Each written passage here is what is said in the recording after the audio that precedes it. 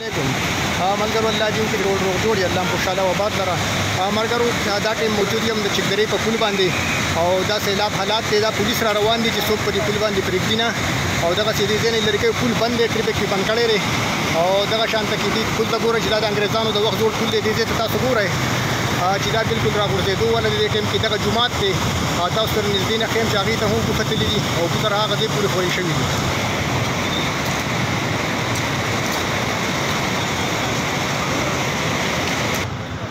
دوستانو ټریفیک مکمل بند کړی دی په دې پل باندې ناصر تی مزه مزه زه خو نه دی داسې ګورئ دی آبادو ته